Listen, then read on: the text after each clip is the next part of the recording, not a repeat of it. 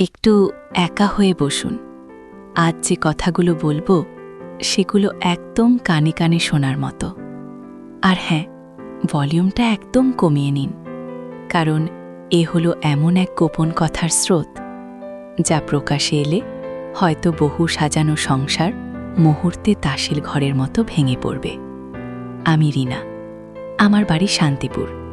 এখন আমি একটা হালকা নীল রঙের সুতির শাড়ি পরে আছি। শাড়িটা আমার শরীরের ভাঁজে ভাঁজে এমনভাবে জড়িয়ে থাকে যে আমার মনের সব গোপন কথা যেন তার তলাতেই লুকিয়ে থাকে। সেগুলোকে লুকিয়ে রাখাই আমার একমাত্র কাজ হয়ে দাঁড়িয়েছে। এই মুহূর্তে আমার চোখগুলো সামান্য লালচে। ঘুম হয়তো আমার চোখে আসে না গত কয়েকটা রাত ধরে। বুকের ভেতরে একটা চাপা ব্যথা, একটা অস্থিরতা আমাকে অনবরত তাড়া করে ফিরছে। বাইরে থেকে দেখে হয়তো আমাকে একদম শান্ত, আটপৌরে গৃহবধূ মনে হবে, কিন্তু ভেতরের ঝড়টা শুধু আমিই জানি। যদি আপনার মনে হয় আমার কথাগুলো আপনার ভালো লাগছে, তাহলে একটা সাবস্ক্রাইব করে পাশে থাকুন। আমার গল্পটা শুরু হয়েছিল খুব সাধারণভাবেই, যে কোনো বাঙালি বধূর মতোই। বছর 10 আগে বিয়ে হয়ে এসেছিল এই বাড়িতে। আমার স্বামী সমিত বেশ ভালো মানুষ, কিন্তু তিনি কাজের সূত্রে প্রায় বাইরে থাকতেন, ব্যস্ত থাকতেন নিজের জীবন আর কেরিয়ার নিয়ে। প্রথম প্রথম খুব কষ্ট হতো, একা লাগত। একান্নবর্তী পরিবারে শ্বশুর শাশুড়ি, দেওর, ননদ সকলেই ছিলেন, কিন্তু স্বামী ছাড়া একটা মেয়ের জীবন অনেকটাই অপূর্ণ থেকে যায়। সেই অপূর্ণতা থেকেই হয়তো আমার জীবনে দেওরের অনুপ্রবেশ ঘটেছিল, একদম অজান্তেই। আমাদের দেওর দেবু সমিতের থেকে বছর 5 ছোট। তখন সবে কলেজে পড়ছে, সত্য যুবক। তার চোখে ছিল এক অন্যরকম চকমক, যা সমিতের চোখে আমি কখনো দেখিনি। সমিতের দৃষ্টিতে ছিল দায়িত্ব আর ক্লান্তির ছাপ, আর দেবুর চোখে ছিল স্বপ্ন আর দুষ্টুমি মেশানো তারুণ্যের ঝলক। প্রথম দিকে সে আমাকে বৌদি ছাড়া কিছুই ভাবত না। আমিও তাকে ছোট ভাইয়ের মতোই দেখতাম, কিন্তু সময়ের সাথে সাথে সম্পর্কগুলো কেমন যেন রং বদলাতে শুরু করল। দেবু বাড়িতে থাকলে আমার দিনগুলো যেন একটু বেশি প্রাণবন্ত হয়ে উঠত। সে সারাক্ষণ আমার কাছাকাছি ঘুরঘুর করত। বাজারের থলেটা এনে দেওয়া থেকে শুরু করে তরকারি কাটাতে সাহায্য করা, সবকিছুতেই তার আগ্রহ ছিল চোখে পড়ার মতো। প্রথম প্রথম ভালোই লাগত, ভাবতাম ছোট ভাইটা বোঝে একটু বেশিই ভালোবাসে আমাকে। আমিও হয়তো একটু বেশিই আগলে রাখতাম ওকে। রাতের বেলা যখন শাশুড়ি অসুস্থ থাকতেন, তখন দেবুই ওষুধটা কিনে আনত। যখন রান্নাঘরে আমি একা থাকতাম, দেবু এসে টিভি দেখতে দেখতে গল্প জুড়ে দিত। সেই গল্পে থাকত তার কলেজের বন্ধুদের কথা, তার ছোটবেলার দুষ্টুমির কথা, আর মাঝে মাঝে আমার পছন্দের সিনেমা বা গান নিয়ে টুকটাক আলোচনা। আমার মনে হতো এই ছেলেটা যেন আমার নীরবতাও বুঝতে পারে। আমার না বলা কথাগুলো যেন তার চোখের তারায় ঝলমল করে উঠত। এইভাবেই হয়তো আমরা একে অপরের কাছে আরও কাছাকাছি চলে এসেছিলাম, যেখানে সমাজের বাঁধন বা সম্পর্কের সীমারেখাগুলো ধীরে ধীরে অদৃশ্য হতে শুরু করেছিল। একদিন দুপুরবেলা শাশুড়ি ঘুমাচ্ছেন, শ্বশুর মশাই দোকানে, সমিত তো বাইরে। আমি রান্নাঘরে লুচি ভাজছিলাম। আজ টিফিনে লুচি আর আলুর দম হবে। দেবু কখন এসে দরজার পাশে দাঁড়িয়েছে খেয়াল করিনি। হঠাৎ পেছন থেকে তার কণ্ঠস্বর, বৌদি, কটা লুচি দেবে? গন্ধেই তো পেট ভরে গেল। আমি চমকে উঠে ঘুরে দাঁড়ালাম। তার চোখে একটা অদ্ভুত হাসি, আর সেই হাসিটা আমার মনকে কেমন যেন দোলা দিয়ে গেল। গরম লুচি নামাতে গিয়ে আমার হাতের একপাশে গরম তেল ছিটকে এলো। আহ বলে আমি হাতটা সরাতেই দেবু মুহূর্তেই আমার পাশে এসে দাঁড়ালো। কোথায় লাগলো বৌদি, দেখি? তার কণ্ঠস্বরে এতটুকু উদ্বেগ আমার মনকে যেন আরও দুর্বল করে দিল। সে আমার হাতটা নিজের হাতে তুলে নিল, নরম করে ছুঁয়ে দেখল। তার আঙুলের উষ্ণতা আমার ত্বকে যেন বিদ্যুতের মতো খেলে গেল। সেই প্রথমবার আমি তার স্পর্শে কেমন যেন এক অস্থিরতা অনুভব করেছিলাম। তার হাতের ছোঁয়াটা দীর্ঘায়িত হলো একটু বেশি। আমি দ্রুত হাতটা সরিয়ে নিলাম। ভেতরে ভেতরে একটা অপরাধ বোধ, আর অদ্ভুত এক ভালো লাগার মিশ্র অনুভূতি আমাকে আচ্ছন্ন করে রেখেছিল। এরপর থেকে এই ধরনের মুহূর্তগুলো আরও ঘন ঘন আসতে শুরু করল। ঘরের আলো নিভলে বা কোনো পারিবারিক অনুষ্ঠানে যেখানে সকলে ব্যস্ত, সেই সুযোগগুলোতেই দেবু আমার কাছে এসে দাঁড়াত। তার চোখের ভাষা, তার নিঃশ্বাসের শব্দ, সবকিছুই যেন আমার মনের গভীরে এক অজানা অনুভূতি জাগিয়ে তুলত।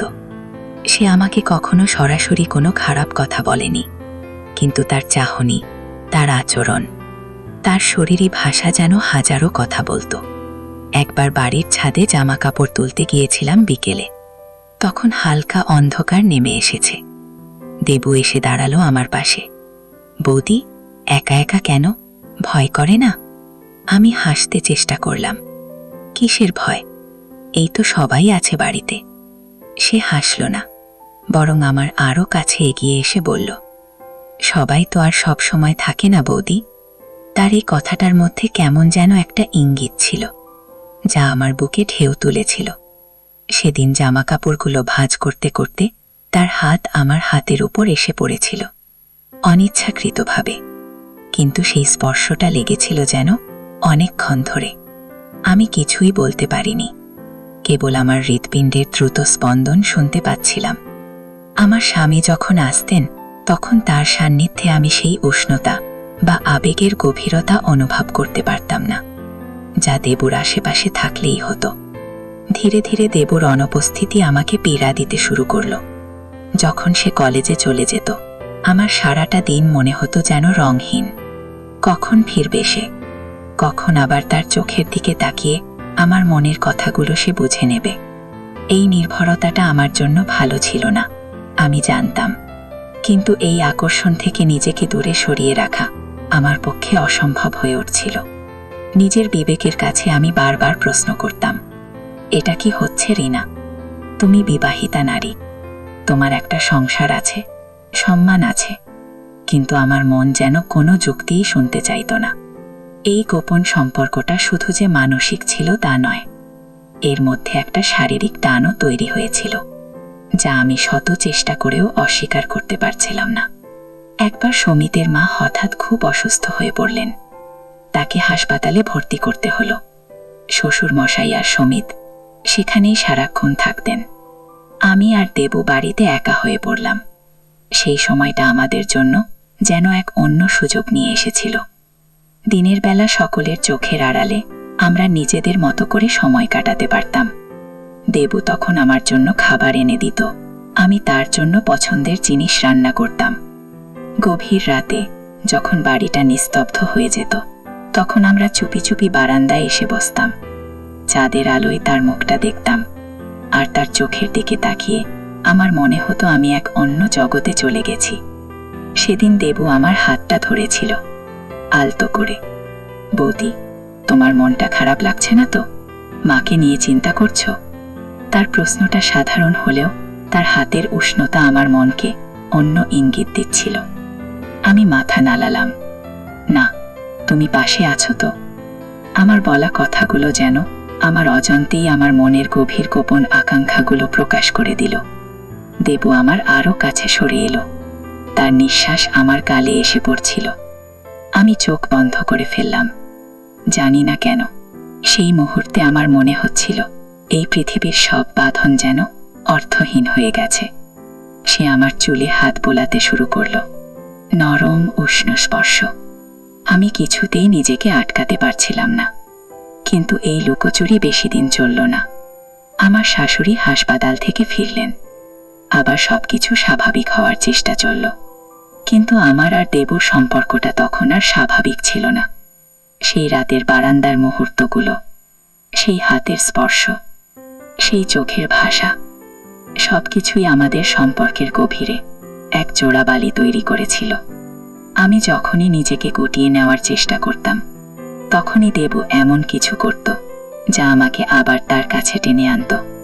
কখনো আমার সামনে এসে এমনভাবে দাঁড়াতো যেন সে আমার সব দুর্বলতা জানে। কখনো এমন কথা বলতো যা আমার অপরাধ বোধকে আরও বাড়িয়ে তুলত। যেন একটা অলিখিত বোঝাপড়া, একটা নীরব চুক্তি তৈরি হয়ে গিয়েছিল আমাদের মধ্যে। আমি নিজেকে তার কাছে ঋণী মনে করতে শুরু করলাম, যেন আমি তার কাছে কোনোভাবে আটকে পড়েছি। এটা হয়তো এক প্রকার মানসিক ব্ল্যাকমেইল ছিল, যেখানে ভালোবাসা, দুর্বলতা আর নিষিদ্ধতার হাতছানি আমাকে আরও বেশি জড়িয়ে দিচ্ছিল। একদিন আমার স্বামী ফিরে এলেন। তার চোখে ক্লান্তি, তার কথাবার্তায় আগের মতোই সেই দায়িত্ববোধ, কিন্তু আমার চোখে দেবুকে দেখলেই অন্য এক তৃষ্ণা জেগে উঠত। আমি জানতাম এটা ভুল। আমি জানতাম আমি যা করছি তা আমার সংসারের জন্য, আমার স্বামী আর নিজের সম্মানের জন্য অত্যন্ত ক্ষতিকর। এই ভয়ঙ্কর লুকোচুরি থেকে বের হয়ে আসার জন্য আমি ছটফট করছিলাম। একদিন দেবু আমার ঘরে এলো যখন সবাই ঘুমাচ্ছিল। বৌদি, কি ভাবছ? তার কণ্ঠে এক গভীর আবেগ ছিল। আমি চোখ তুলে তাকালাম। আমি আর পারছি না